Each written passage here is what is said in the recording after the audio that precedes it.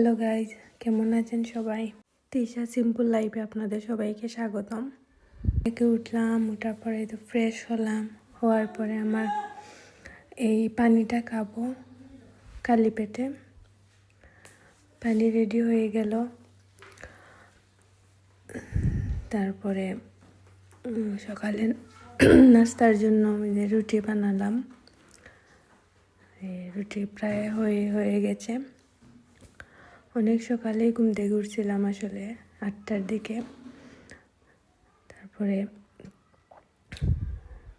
রুটি হওয়ার পরে নিজেও নাস্তা করে ফেললাম, সাথে আমার পানিটাও এই যে খেয়ে নিলাম।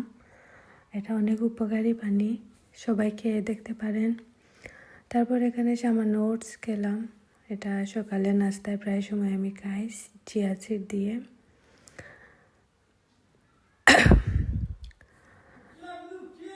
এই তো গাইজ, এভাবেই আর কি খেলাম। খাওয়া দাওয়ার পরে রান্নার টাইম হয়ে এলো। এই যে রুটিটা হচ্ছে, এখানে আমাদের হেল্পিং হ্যান্ডে রুটি করছে আমাদের বাহিরের চুলায়। যেহেতু গাইজ এখন অনেক ঠান্ডা পড়ছে, তো বাড়া অনেক রোদ, এক সাইডে রোদ আর এক সাইডে এটা রান্না হচ্ছে, অনেক ভালো লাগে। শরীরেও একটু রোদ খেলো, সাথে আমার রান্নাটাও হয়ে গেল। তারপর সব রুটিগুলা হওয়ার পরে এই তো অনেক গল্প করছি আমরা। তারপর রুটিগুলো করছে, তারপর আমিও খেতে বসে গেলাম। ভাবলাম আমিও নাস্তাটা করে নিই, তারপর আবার রান্নাও বসাতে হবে। অনেক সফট হয়েছিল গাইজ রুটিগুলা। সকালে আসলে রুটি খেতে ভালোই লাগে। তারপরে তো খাচ্ছি রুটি। রাত্রে গাইজ কি যেন একটা স্বপ্নে দেখলাম, আমার মনেই হচ্ছে না আসলে কি যেন একটা দেখছি স্বপ্নে। সকালে উঠে মনেই করতে পারছিলাম না আসলে আমি কি দেখছিলাম। যাই হোক, স্বপ্ন নিয়ে তো ভাবি করা ঠিক না।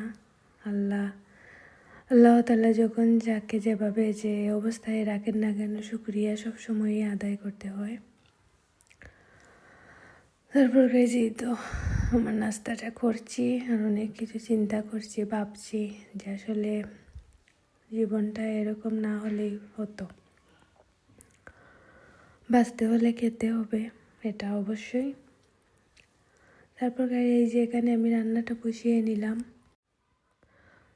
জি, তারপরে এই যে মশলাটা লাড়ছি, পেঁয়াজটা দিলাম। তারপরে এই যে মাছটা গাইস, সবাই কি বলেন জানি না, আমাদের এখানে কি বলে আমি তাও জানি না।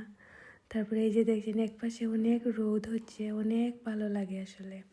সো এখানে গরম পানিও করে রাখছি তরকারিতে দেওয়ার জন্য। তারপর এখানে ডাল, রাতের ডাল রয়ে গেছিলো, সেটা দিলাম। তারপরে এই যে গুঁড়া মশলাগুলা দিয়ে দিলাম, দিয়ে একটু কষাবো, মশলাটাকে একটু কষিয়ে নেব। দেখতেই পাচ্ছেন এক সাইডে রোদ, এক সাইডে রান্না হচ্ছে। অনেক ভালো ফিলিংসটা, আসলে অনেক ভালো লাগে বাহিরে রান্না করতে। তারপরে এই যে একটু পানি দিয়ে নিলাম, তরকারিটা একটু হবে। এই তো, তারপরে একটু জাল হয়ে নিলে আমরা মাছটা দিব। এরপরে একটু কাঁচামরিচ কেটে নিলাম তরকারিতে দেওয়ার জন্য। একটা দাও রাখি এখানে বসে বসে, আসলে যখন যেটা ধনিয়া পাতা, কাঁচামরিচ যখন যেটা লাগে সেটাই কেটে কেটে চুলাতে দিয়ে দিই। অনেক সুবিধা আসলে বাইরে রান্না করার। পরিবেশটাও এই যে দেখতে পাচ্ছেন আমার উপরে অনেক রোদ, খুবই মিষ্টি একটা রোদ আসলে শরীরে এসে লাগছিল। আর রান্না করছি, গল্প করছি, তো আসলে এভাবেই ভালোই লাগে। তারপর তরকারিটা হয়ে এলে আমরা ভাত বসাবো, বসিয়ে আর কি একটু ফ্রেশ হব। তারপর এই যে দেখতে পাচ্ছেন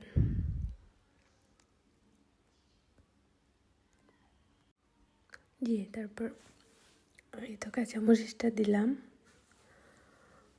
দেওয়ার পরে এই জায়গায় মাছটাও দিয়ে নিলাম, একটু মাছটা হবে। তারপর যে মাছের যে ঝোলটা ওইটা দিব।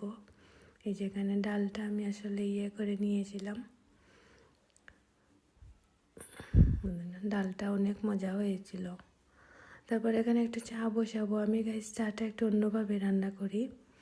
আমি পানির মধ্যে চিনিটা দিয়ে দিই, তারপরে একটু সামান্য একটু লবণ দিলে আসলে টেস্টটা অনেক ভালো হয়, একদিন খেয়ে দেখবেন। এইটা চাটা বসিয়ে নেব, হয়ে গেছে এখন খাবার। পরে এই আমার তরকারিটা হয়ে এলো,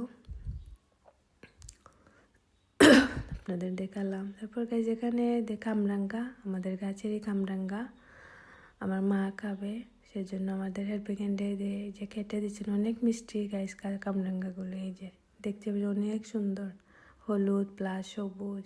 এইটা ভর্তাটা হয়ে এলো। এখানে আমরা কাঁচামরিচ দিয়েছি, শুকনা মরিচ,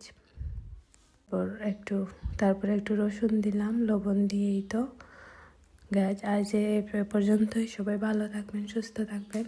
আল্লাহ হাফিজ।